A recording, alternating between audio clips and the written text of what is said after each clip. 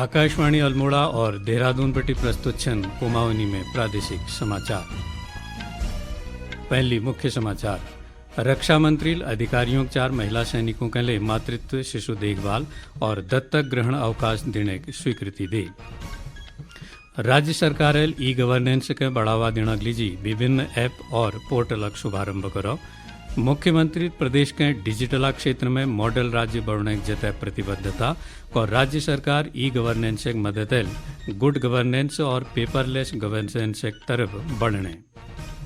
और चंपावत जिला प्रसिद्ध मां पूर्णागिरी मंदिर में आवाजाही आसान बढ़ने के लिए जल्दी रोपवे निर्माण कार्य शुरू हुआ।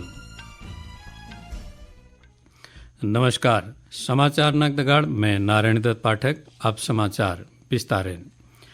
आप सभी महिला सैनिकों के मातृत्व शिशु देखभाल और दत्तक ग्रहण अवकाश समान रूप मिलल।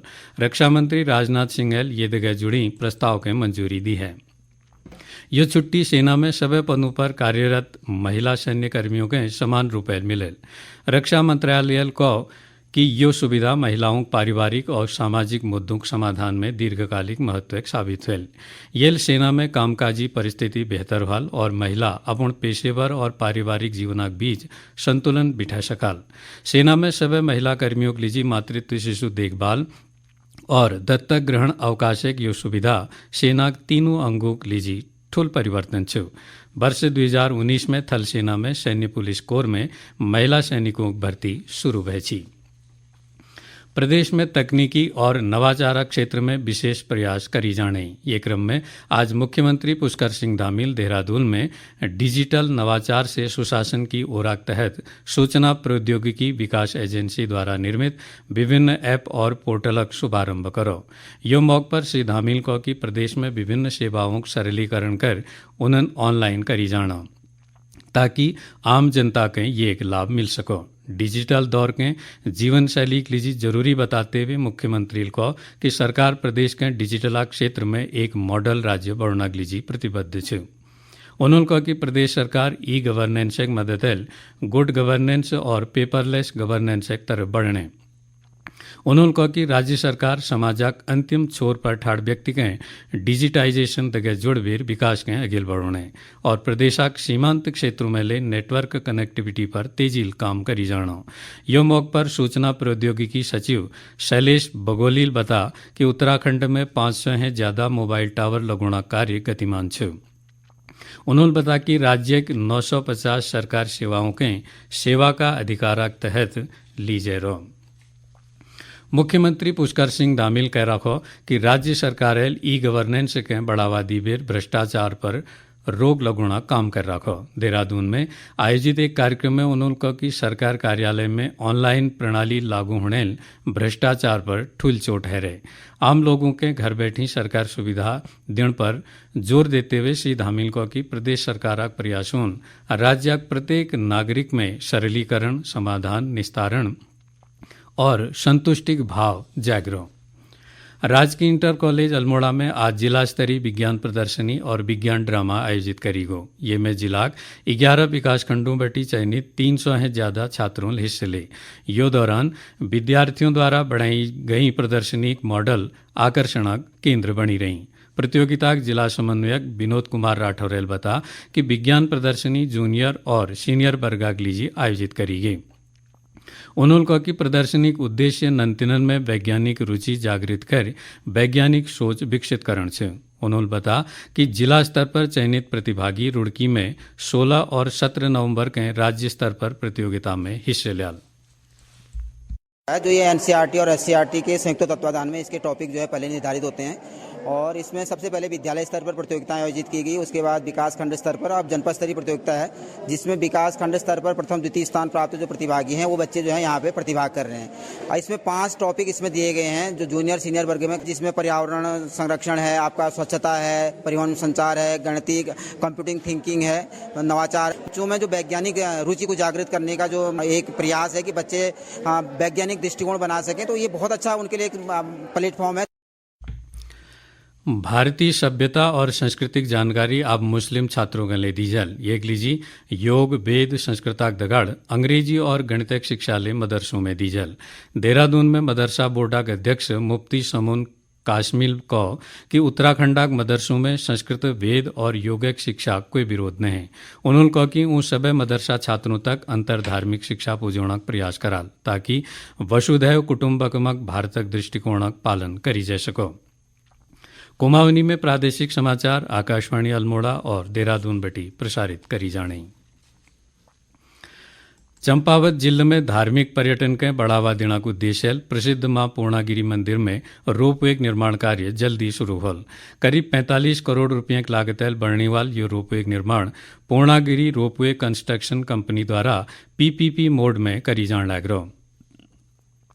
रोपवे निर्माण कार्य 2025 तक पूर्ण करना लक्ष्य धरी जा रहा। जिलाधिकारी कार्यदायी संस्था के रोपवे काम जल्दी शुरू कर बखत पर पूर्ण करना निर्देश दी रखें। जिला पर्यटन अधिकारी अरविंद गौड़ेल बता कि रोपवे कुल लंबाई 902 मीटर छ, जैमें 65 यात्रियों क्षमता 2 केबिन छन और रोपवे के जरिए हर दिन लगभग 800 लोग आवाजाही कर सका। कृषि मंत्री गणेश जोशी अपन असम दौरा के दौरान आज गुवाहाटी में असम राज्य कृषि विपणन बोर्ड का अध्यक्ष मनोज बरुआ और मुख्य कार्यकारी अधिकारी तेज प्रसाद भूषाला दगाड़ बैठक कर विभिन्न मुद्दों पर चर्चा करी। बैठक के दौरान श्री जोशी असम कृषि और मंडियों कार्यप्रणाली के बारे में जानकारी ले। यो दौरान दुए राज्यों में कृषि विपणनक बुनियादी ढांचा आदान प्रदानक संबंध में ले बातचीत है। बैठक में असमक अधिकारियों प्रदेशा कृषि मंत्री के उर्वरक क्षमताओं, मार्केटिंग, उत्पादन, फसल कटाई और फसल प्रबंधन, प्रसंस्करण और विपणनक बारे में विस्तार जानकारी दी। बागेश्वर जिला प्रशासन लोगों के नशा खिलाफ जागरूक करने के लिए लगातार प्रयास करना। जिला नगर पालिका सभागार में आज नशा एक अभिशाप और समाधान की संभावनाएं विषय पर नंतिनग लीजी प्रतियोगिता का आयोजन करी गो। यो मौके पर जिलाधिकारी अनुराधा पालेल को कि नशे हैं दूर रखना के लिए कोयले व्यक्ति के व्यस्त रोण जरूरी हूँ।